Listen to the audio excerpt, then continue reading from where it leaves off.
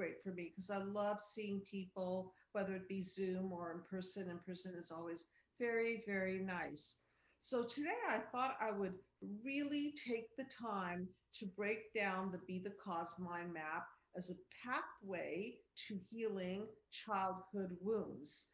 As many of you have found out, many of you have been in various modalities of therapy, cognitive, behavioral, EMDR, and all kinds of therapy, psychodynamic psychotherapy, psychoanalytic psychotherapy, and I can't even recall any longer the types of therapy. There's obviously there's behavioral therapy, and why the mind map? Why the mind map as a pathway to healing?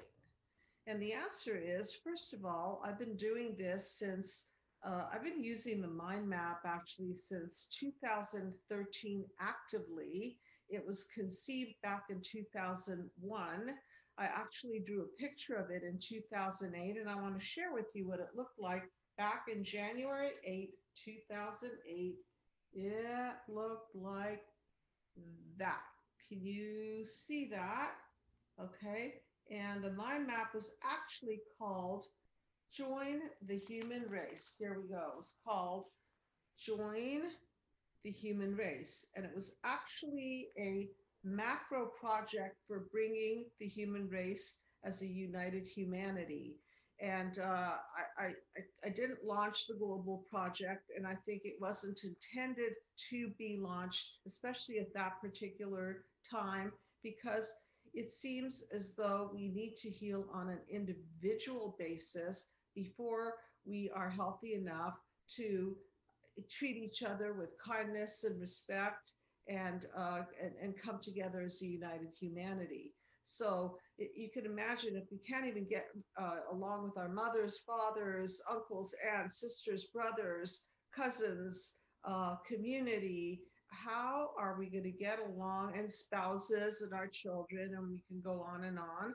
How can we get along with other people that are not speaking our language, practicing our customs, practicing our religion, holding our political views, and so on? And so I'm back to healing people on an individual basis. And in order to deeply heal, we cannot just manipulate and change cognitions. That doesn't work because it's leaving out a big chunk of therapy called childhood wounds and patterns of childhood and the blueprint from which come those cognitions. If we only treat the amygdala, the trauma, again, we're not root causing it back to what caused the trauma and what created the human disconnect that continues to leave this trauma in an unhealed state. If we're going to do behavioral therapy, well, that's not good enough either, because we could always teach people how to change their behavior through positive reinforcement or electroshock therapy, or giving the kid an M&M for good behavior. But it's not, again, going to necessarily stick because it's not really going back to the seed level of the cause of the pain. And so in order to do a thorough job of healing, we have to dial it back all the way to its inception. And the inception is your relationship with your primary caregiver, your secondary caregiver, the family structure, the environment that you grew up in, the culture that you grew up in, the multi-generational transmission of psychopathology, with the emphasis on psycho, that trickled all the way down to you. And going forward, what are you going to do about it? Because if you're in an unhealed state, then guess what? You pass this unhealed state to the next generation, and then it keeps going viral.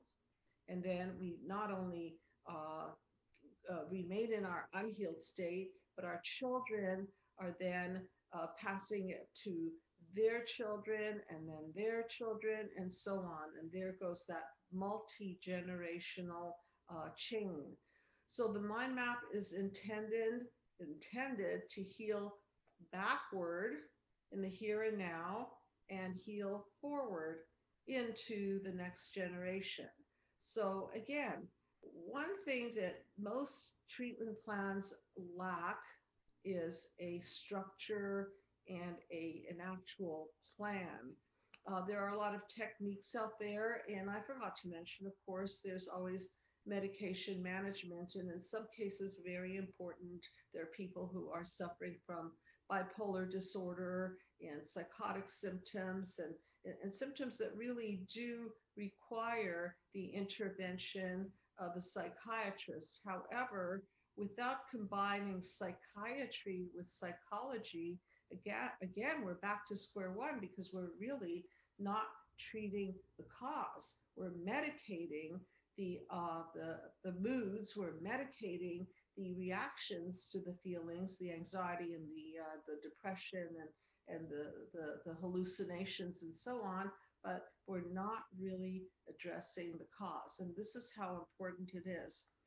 The other reason I wanted to talk about this is because since I went from being a traditional psychoanalytically trained therapist and cognitive therapist and also very well versed in the behavioral sciences, my treatment plan has radically brought peace and organization to my mind.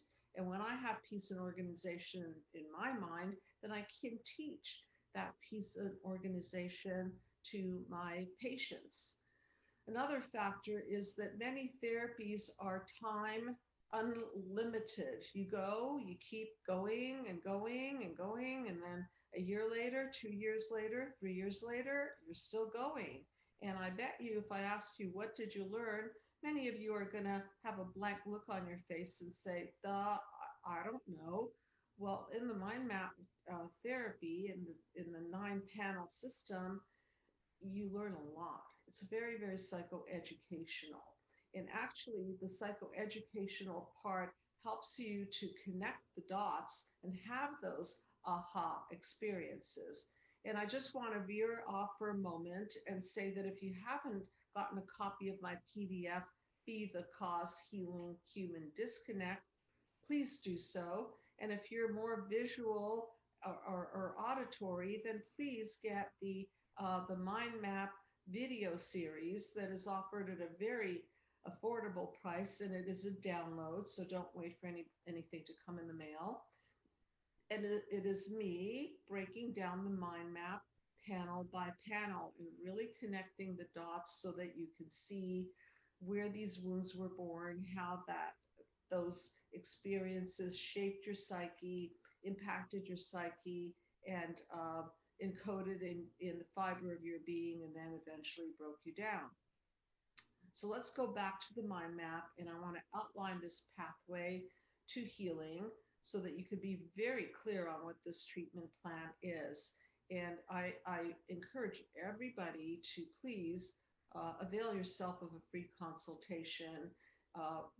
We have a really wonderful staff of people, and those people work at different fee scales. So my commitment to you is that I'll find you somebody on the team that is trained in mind map therapy and could take you from, through, to this process.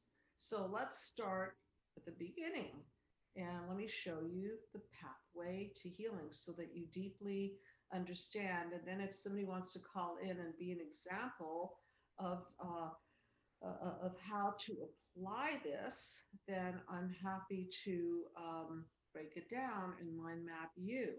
So let's start with the mind map.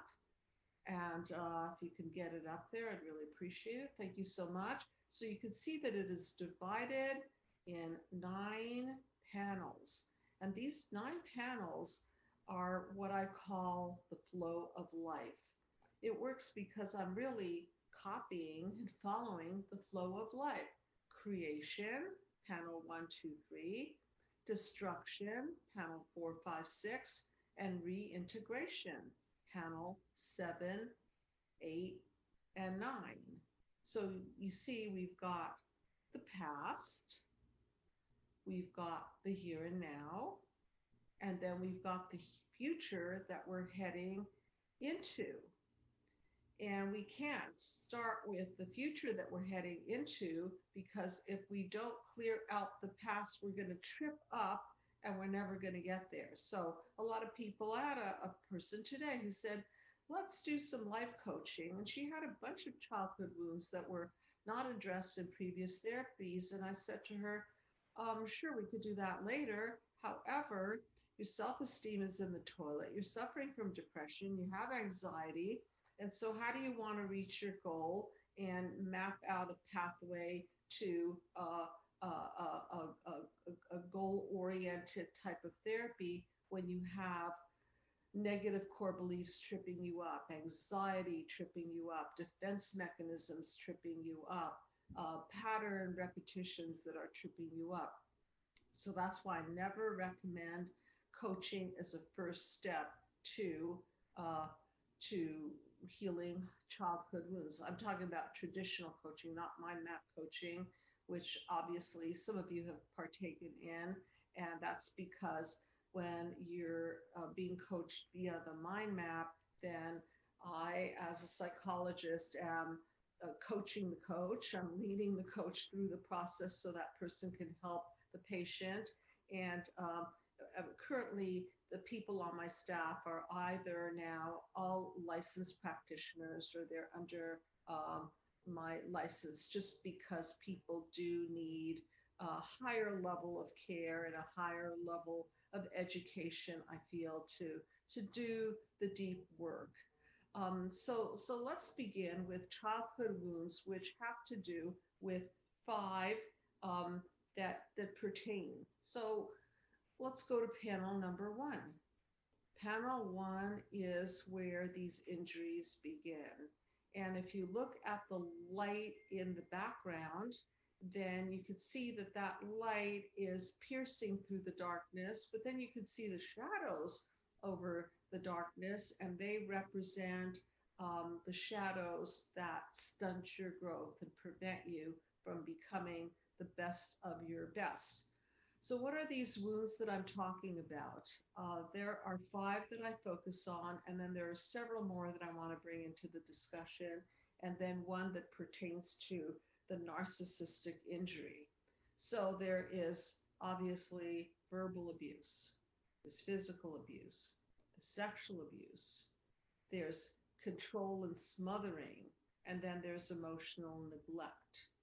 And then there is the other narcissistic abuse, which I call the wound of apathy.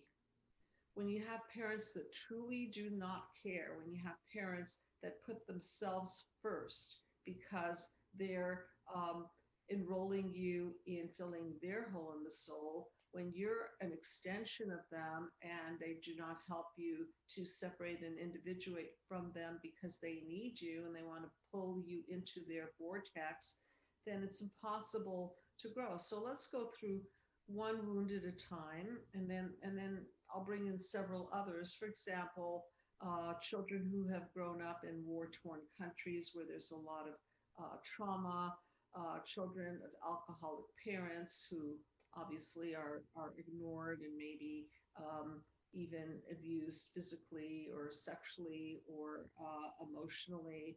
Uh, Children who unfortunately end up in a horrible school system, um, and they are traumatized and bullied at school, and the parents are truly unaware, or a babysitter who molests a child. I mean, there are a lot of circumstances that can wound the child.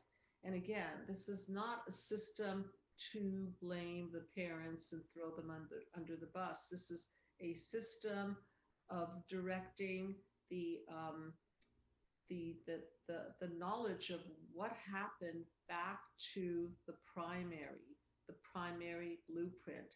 So all of these various childhood wounds are forms of human disconnect. And so what I do is I'm healing human disconnect. And disconnect, it can come in being violated verbally.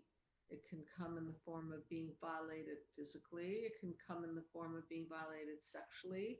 It can come in the form of somebody trying to control you and hold you hostage to their beliefs and their desires and so on. And of course, it can come in the form of this apathy that I'm talking about.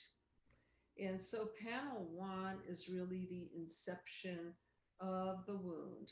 And there's one other thing that I want to talk about in panel one, which is that consciousness, when we're doing the healing work, consciousness is causal. And when we're wounded, we're often in the consciousness of victim, consciousness of anger, consciousness of resentment. And those types of consciousness don't really move us forward because they just further disconnect us from ourselves and others. So the most important thing right now to know is that that light in the backdrop of panel one represents your full potential. And that full potential cannot manifest. In other words, you can't manifest the best of your best unless those shadows are cleared up and processed and really out of your life. And so as we move through the panels, we go into panel number two, which are all the reactions to the wounds. So you can see that the treatment plan is a kind of like a connect the dots type of treatment plan. So we're going from what happened and who injured you, and now how did you react to those injuries? Because some people shut down, some people actually dissociate when the pain is so horrific. Some people will get somatic. We're talking about baby stage now in this panel too, is really a metaphor for number one, a stage of development, which is pre-verbal, and also the cracking of the lens of perception. Because as you can see, if you look at panel number two, you'll see this shattering. And the shattering is the shattering of the psyche under the pressure of the abuse. It's really that human disconnect and what it does to the emotional brain or the amygdala. Because as some of you might know, when we're traumatized, we either fight, we flee, we freeze, or we fawn. However, when we're infants, we can't very well flee unless we escape mentally by dissociation. So that's something that we study in the course of this process, is to see what your system did with all of this abuse and neglect. And then in panel three, we really take the time in treatment to understand this particular encoding. And what encoded there? Well, what encoded there are all the messages that you now carry within you. And I refer to them as your negative core beliefs. And this is where cognitive behavioral therapy focuses a lot of the energy. And we focus a lot of the energy on panel three also, but only in context of panel number one and two. And so these wounds of childhood then become messages. At first, they're pre-verbal messages, and they get into the body, and they get into our reactive system and so on. And then we interpret ourselves and our world through the cracked lens of perception of our parents. So if our parents see us, for example, as stupid or ugly or unlovable, or if they see us as a loser, if they see us as some extension of ourselves, then we believe a lot of things about ourselves, like we are not important or lovable or not worth it, or maybe even beliefs like we shouldn't have even been born. And so this goes really, really deep, and this has to be uncovered because it's the kind of thing that is is encoded into the fiber of our psyche. And this encoding then becomes a lever which, if pressed, dismantles everything. But let's go back to panel 3 for a moment and use it as a metaphor in a different way. If you can look at panel number 3, you can see that it's a structure. And this structure is a metaphor for your two parents, the primary and secondary, usually mother and father.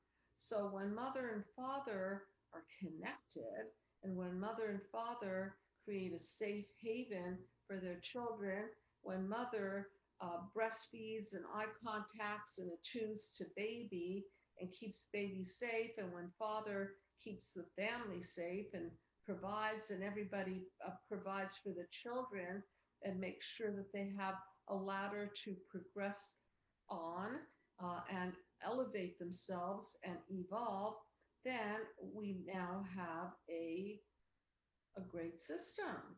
However, if this DNA strand of a system is built on divorce and domestic violence and parents that are neglectful or abusive, then you can see that that structure is not sturdy and that children cannot climb up and evolve because they are too locked in their reactions to their own wounds. They cannot progress because there's no structure holding them. And one of the things that I like to repeat over and over in the therapy is that in order to have healthy independence and eventually launch out of the mode of your family structure in a healthy way and separate and individuate, which is a term that Dr. Murray Bowen, family systems thinker, talks about a lot, is in order to have that, you've got to have healthy dependency. In other words, the baby has to first be able to rely on and depend on the parents up to the point where they're strong enough to push the parents further and further back and go out on their own and make their way in life. And if this foundational is missing, I've seen so many patients regress back to clingy states, regress back with their marital partners, their boyfriends, their girlfriends, significant others. They regress back into codependency. They regress back into the state of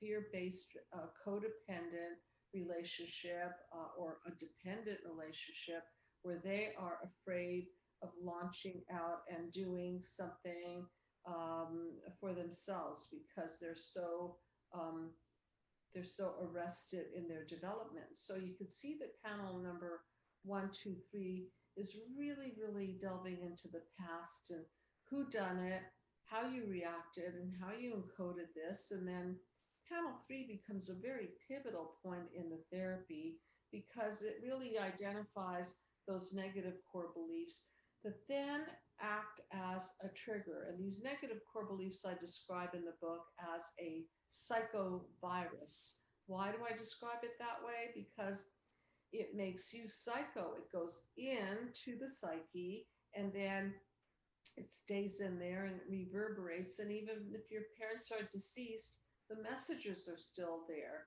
Those messages just play like a broken record. I'm stupid. I'm ugly. I'm not worth it. I'm not good enough. I'm a loser.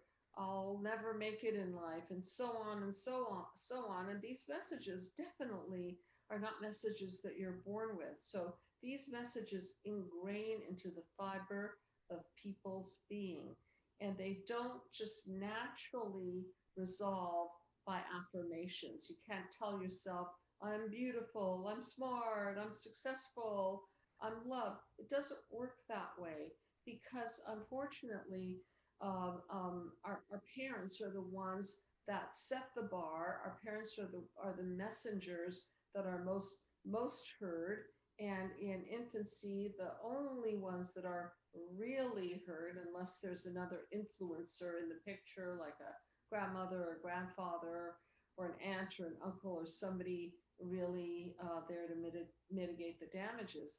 But you can see that if those messages get in there, they stay there. And this low bar then gets set in life. And then what happens is that people come to therapy complaining that they're in a horrible relationship, or they have low self esteem, or uh, their boss is constantly triggering them. And then we have to get behind the scene and take a look at what the original trauma was that is now being triggered in the here and now. Is that a call coming No, it's not. in? Okay. Okay. So you can see that the first three panels are really laying down the system of the past. And if people are fortunate enough to have the kinds of parents that really hold down the fort, create security, um, create all of this attunement and mirroring and safety and so on, then you're a very lucky human being, because chances are you'll have a sense of secure attachment. Your world isn't going to be easily rocked. Other people are not going to be able to topple you over emotionally. You'll be able to regulate your feelings much more easily and come back to a center spot. And so, but if not, which most people today are not fortunate enough to have all that I described as ingredients for mental health. If not, then we're going to definitely being uncovering. We're going to be definitely uncovering a lot of messaging in panel 3 that are now the setup for being activated and taking you down into panel number 4, 5, and 6. And this is the zone that I call the WTF. And why do I call it the WTF? Because it's a what the Freud, repetition, compulsion. And it's based on, of course, Freud's theory of repeating things from the past that are unresolved. And that's exactly it. Because when we don't resolve the past, things break down. They go from chaos, because we can't hold it together, because we become uh, more and more easy to take down. Our triggers get uh, more hair thin, and then when these triggers take us down into chaos, we scramble. We scramble around to avoid the pain. And what do we do to avoid the pain? Well, here we go. Panel number 5, defense mechanisms.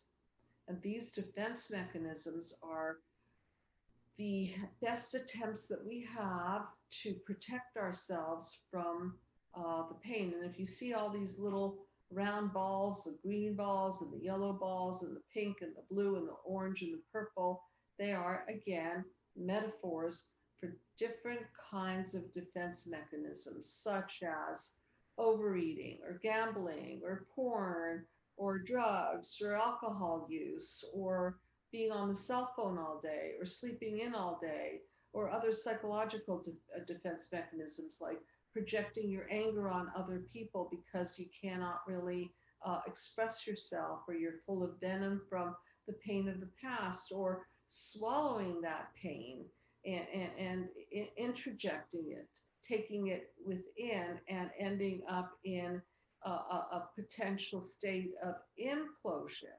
So, what do the people do with it? They're trying to quell their pain with these defense mechanisms. And these defense mechanisms, if they're not healthy, if they really don't end up, they really don't end up doing the job, because over time they break down too, and they become your psychological prison.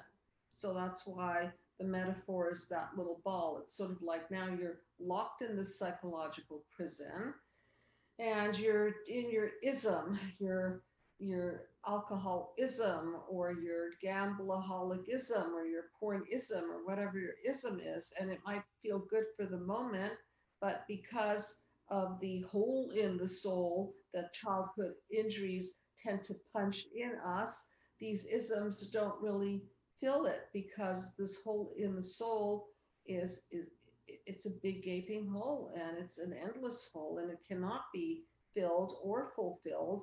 And so what happens is we keep repeating more alcohol, more food, more porn, more gambling, more shopping, more this, more that, and it doesn't really help. And at the end of that game, we've got breakdown. And if you could see panel 4 is where everything, I'm sorry, panel number 6, everything comes to a crashing confrontation. And this breakdown is where your defense mechanisms flow, where you can no longer hold it in, and you're either exploding on someone else or you're imploding upon yourself. And in the worst case scenario, those explosions represent homicide and the implosions represent suicide. So now I'm talking about the two ends of the spectrum where obviously most people don't go to those extremes. It's just that we want to present the two extremes because you can see everything in the middle is the anger and the shutdown and the seething feelings that just keep boiling inside with no expression and so on. So eventually, people do break down without someone intercepting. And so that's why, going back to the original reason I did this show, is it's so important to have a system of healing. And it is so useless to just continue to talk in therapy without a plan. And it's useless because you need a guide to take you from through to. And I'm guilty of this. I did not have a mind map when I was in undergraduate school or graduate school, and not even in my PhD process because I didn't create one. And so I was taught to just have people come in and express themselves and work through their pain. And I was pretty talented at what I was doing. It's just that sometimes I felt very, very lost. And sometimes I felt like I didn't know where this therapy was going. And I didn't have a pathway to healing. And this makes a world of difference to not only myself, but my team members who now teach mind map therapy to their patients. And it is such a delight to supervise people and psychoeducate interns and people who are now going into the field. It's such a delight educating people into the system because you can see on their face that they light up and they finally have a pathway themselves that they can share with the patients. And so things become crystal clear through the lens of the mind map. And so the point of the mind map is not only for us to know what we're doing, but for you to know what you're doing. So this is a process of paying it forward to the patients so that going forward, you can process your feelings, you can connect the dots back to your childhood wounds, you can understand better your amygdala and the negative core beliefs, which are based on all the faulty messages that you ingrain, and that you can be proactive in dismantling them yourself. So part of the reason the mind map is particularly effective is because it touches on a very taboo subject that most therapies do not approach. And most therapies do not approach the topic of the anger and the betrayal and the sadness and even the hatred that some people feel about their parents. It's not nice to feel angry toward your mother or your father. It's not nice to think about them as imperfect. It's really not nice to hold them psychologically responsible for the damages they inflicted upon you. Now, just to be clear, I'm not suggesting that you call your parents and start ranting at them and raving at them about the damages that they incurred, because most parents are not going to really own their own stuff, number one, and they may not even know what you're talking about, and they may even say, look, I tried my very best. However, nature doesn't really care, because if your mother wasn't around, even if she had to work, or your father wasn't around because he had to travel, those parents are still not around, and there's still that level of emotional neglect that the baby and the child and the young child and adolescent experiences. And so, in order for our psyche to heal from our implosions and misdirected explosions onto others, we really have to process all of those very raw and sometimes very, very painful and angry feelings that we feel toward our primary caregivers. And this is where you get to have a lot of space and a lot of leeway for self expression, because in the confines of the therapy, of course, we're not going to be including your parents in this, although I have done uh, uh, mother-daughter healings. As a matter of fact, my case study and the book Be the Cause is about a mother-daughter healing. So I've done this. However, in the confines of the therapy, the first step is to get in touch with the damages that parents inflict on their children, that your parents inflicted on you, and really thoroughly process it. Why? Because if it's not processed, then what we tend to do is we tend to repeat. We tend to do a what the Freud and select somebody that represents that particular dynamic of the parents. So, for example, if you were raised by parents that were not necessarily in tune with you and not necessarily emotionally available, then you might go out there and pick somebody who's not really in tune with you and not emotionally available. And even worse, if your parents were narcissistic and apathetic and used you to fulfill their own hole in the soul, you might even do worse by picking someone who doesn't really have that the apathy, the empathy necessary to carry out a relationship. And then what will happen is that he or she will re-trigger your not being lovable and not being important and not being number one in their life. And so you can see how important it is to trace this blueprint and really understand it, so that you don't fall into the same WTF. So you can see that this process is really a discovery and a healing and a prevention of future mishaps and missteps and relationship missteps.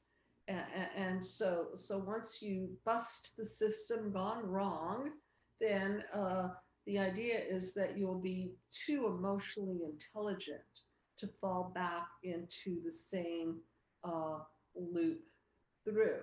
So again, taking it back to panels number 1, 2, 3, you can see that is the encoding of the past.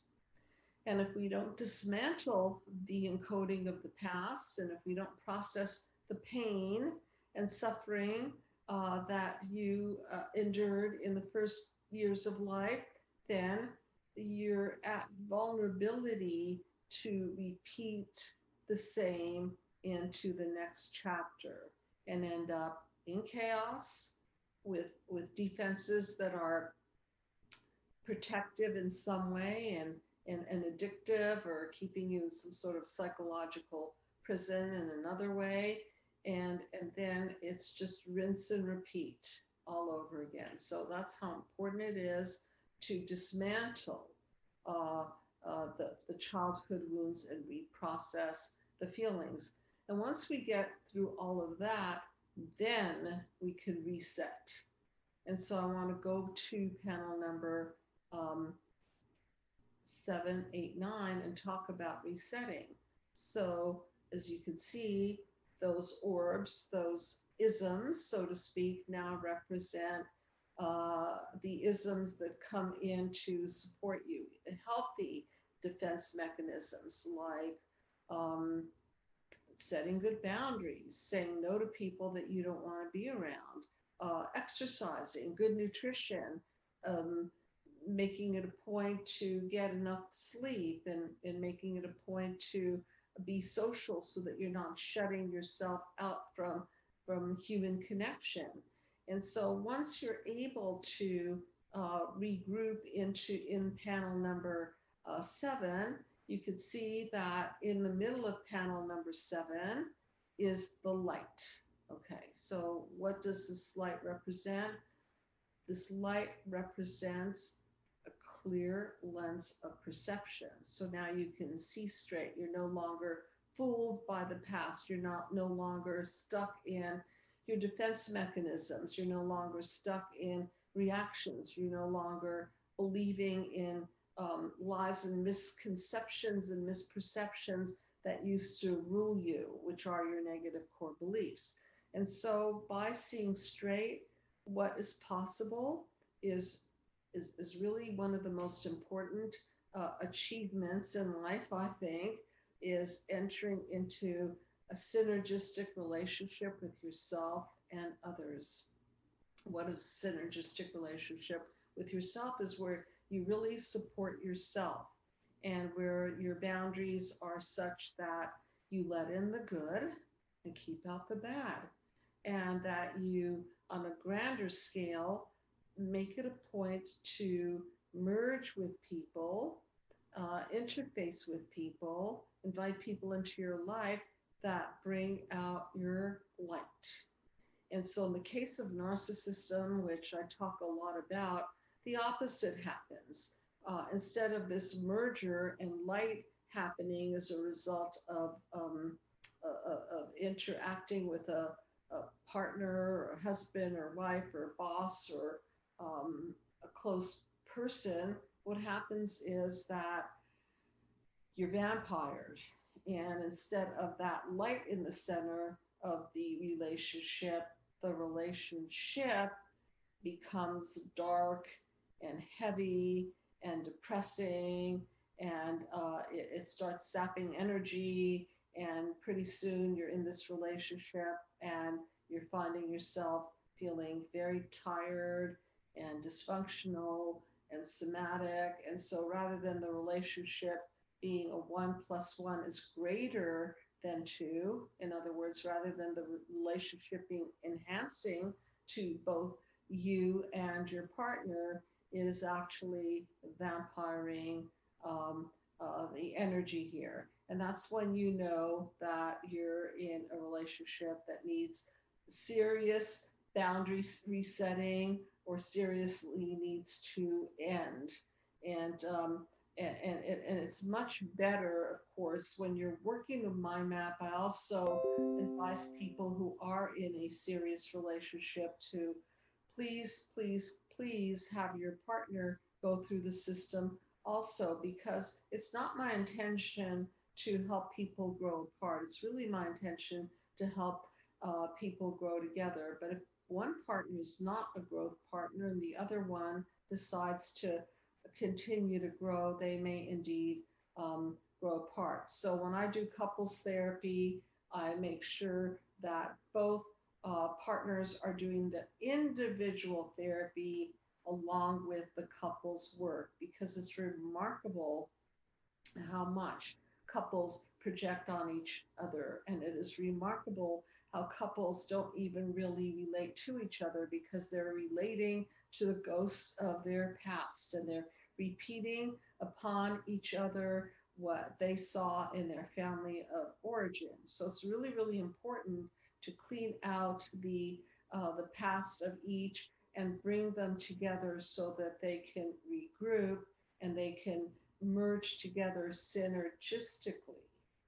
So now, moving from panel number 7, what is possible in the future is panel number 8, which is a recoding of the past. So once you understand that the encoding that you first soaked into the fiber of your being is faulty, it's not really based on health and authenticity and based on those lies and misperceptions, then those encodings can now fall to the wayside and something substantial and healthy can be built. And if you could see that DNA in panel 7 is now a solid DNA, and if you could see the little people along the, I'm sorry, panel number 8, sorry, thank you. Panel number 8, you can see all the people holding hands and helping each other climb up the evolutionary ladder. So here we could see that each person is either helping somebody up or being helped up. And that is a metaphor for how we as human beings are either we're receiving or we are sharing. And of course, the people who are being helped up are receiving from the other, and the people who um, are helping others up the ladder are sharing. They're sharing their strength and their wisdom and their energy, and that's how we really evolve as a human race. So going from the micro version to the macro version, if we're in better shape and we're not bleeding from a hole in the soul, and we're not leaning on other people because we've been arrested in our development, and we're not projecting all over other people because we're seething inside or swallowing our pain, then we can really, really self-actualize, as Maslow says. And through this self-actualization and being in our own sense of power and light, we can then share that with other human beings. And that is really the macro intention of the mind map, is for us to be healthy enough to help each other climb the ladder of life and to delight in other people's success and have other people delight in helping us achieve what we're here for. And once we accomplish that, we can move into panel number 9, which is a really a recreation of what you want for yourself and what you want for the world and what you need to feel balanced, not only internally, but balanced with other people, and really balanced on an ecological grander scale as well, balanced with the earth. And you can see the 3 dolphins swimming to the globe, and that's my metaphor for the dolphins being a wisdom master. So mind, body, and soul being in balance, and the water creating a sort of a clean and pH neutral environment, so that everything is in a nice peaceful state, and then it's always our job to keep it that way. So just because we've achieved it doesn't mean we're done with the job. We always have to maintain. And if I know we have a few more minutes, are there any people that have been trying to call in? Nobody calling in, but we have quite a few people in the chat room. Are there any questions? Yeah, a couple of quick questions. I don't believe so. I'd have to sort through them real fast. No questions? Um, Ruth Ruth Swalwell says, "Thank you so much for such a deep level of understanding and attunement over the years of podcasting videos. Really makes a difference. There's a clarity coming through from the level of work." I really very much appreciate that. And, it's interesting because I learn so much every single day.